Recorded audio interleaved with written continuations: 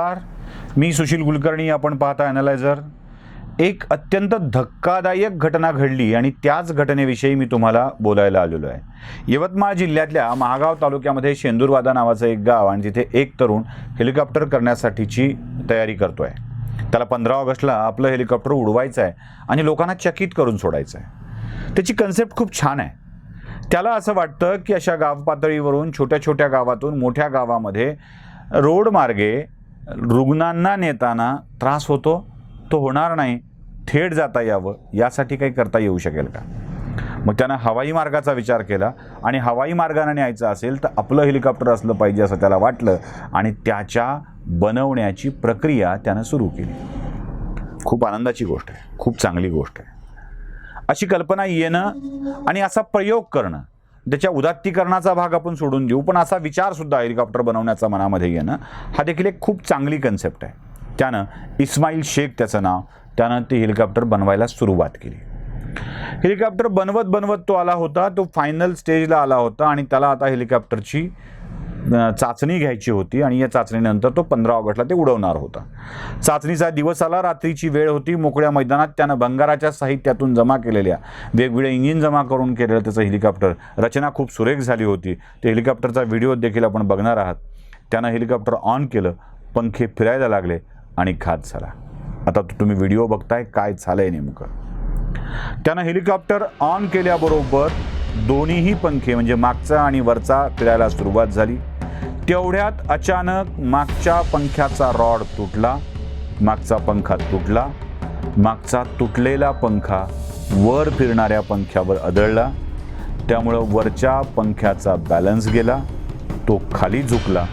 या धक्क्यात इस्माईल शेख हेलिकॉप्टरच्या बाहेर पडला आणि त्याच वेळी तो पंखा त्याच्या डोक्याला लागून गेला. मार इतका जबरदस्त, वेग इतका जबरदस्त की इस्माईलला अक्षरशः मृत्युमुखी पडावं लागलं. इस्माईलच्या या धाडसाचं कौतुक करावं, इस्माईलच्या या प्रयोगाचं कौतुक करावं असं वाटत असतानाच त्याला श्रद्धांजली देण्याची वेळ आली. एक तरुण असा जेव्हा प्रयोग करतो तेव्हा त्याचं कौतुक करावं वाटतं, पण त्यासोबत त्यानं काही सुरक्षा उपकरणांचा वापर करायला हवा होता, संभाव्य धोक्यांचा विचार करायला हवा होता असं देखील वाटतं. काही तरुण खूप चांगले प्रयोग करतात, खूप चांगल्या गोष्टी करतात, त्यात ते यशस्वी देखील होतात, पण अशा एखाद्या अपघातात त्यांचा जीव जातो. हा जीव जाऊ नये यासाठीची उपाययोजना करणं आवश्यक असतं. स्वतःच करत असलेल्या प्रयोगाला काही सुरक्षेच्या गोष्टींची पूर्तता करणं आवश्यक असतं. इस्माईलनं ते केलं नाही आणि त्याचा परिणाम त्याला भोगावा लागला. हेलिकॉप्टरचे अपघात हे आता भारतात नियमित झालेले आहेत.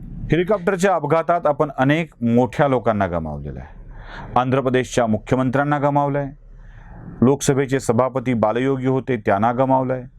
याच हेलिकॉप्टरच्या अपघातात अनेक मोठे नेते बळी पडलेले आहेत. अशा वेळी काळजी घेणं जास्त महत्त्वाचं ठरतं.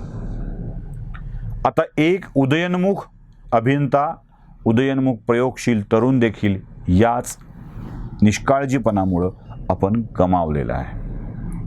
त्यामुळं असे प्रयोग करताना हे सरकारला माहीत असणं आवश्यक आहे आणि अशा प्रयोगांची गांभीर्यानं दखल घेणं देखील आवश्यक आहे. त्याला सुरक्षा व्यवस्था प्रदान करणं, त्यात काही त्रुटी आहेत का हे तपासणं, हे बघणं देखील आवश्यक असतं आणि ते केल्यावर अशा चांगल्या बुद्धिमान लोकांचे जीव जाणार नाहीत. आपल्याकडं काय आहे, एक तर माणसं मेल्यावर मोठी होतात किंवा त्यांच्या प्रयोगाला आपण नंतर मान्य करायला तयार होतो. हरगोविंद सिंग खुराना भारतामध्ये होते तेव्हा त्यांच्या प्रयोगाला आपण कधीच मान्य केलं नाही, पण नोबेल मिळाल्यावर हरगोविंद सिंग खुरानाचं भारतीय म्हणून मोठेपण आपल्याला कळायला लागलं. एक पिलाई नावाचा माणूस गवतापासून पेट्रोल तयार होतो हे सांगत होता तेव्हा त्याला लोक वेड्यात काढत होती आणि आपल्याकडं जेव्हा इथेनॉलचा प्रयोग सुरू झाला तेव्हा त्याच पिलाईचा प्रयोग योग्य होता हे आपण सांगायला लागलो. आपल्याच मातीतली गुणवत्ता आणि योग्यता आपण कधी पारखून बघत नाही. म्हणूनच अशा प्रयोगाला सुरक्षा व्यवस्था प्रदान करण्याची जबाबदारी समाज आणि सरकार या दोघांनी घेणं आवश्यक आहे. आणि असे प्रयोग करणाऱ्या प्रत्येकाला एक विनंती आहे, बाबांनो, जीव खूप महत्त्वाचा आहे, तुमच्यातली बुद्धिमत्ता खूप महत्त्वाची आहे. अशा वेळी सुरक्षेच्या गोष्टीची काळजी आपण घ्यावी एवढीच विनंती. व्हिडिओ आवडला असेल तर लाईक शेअर सबस्क्राईब नक्की करा. बेल आयकॉन नक्की दाबा. धन्यवाद.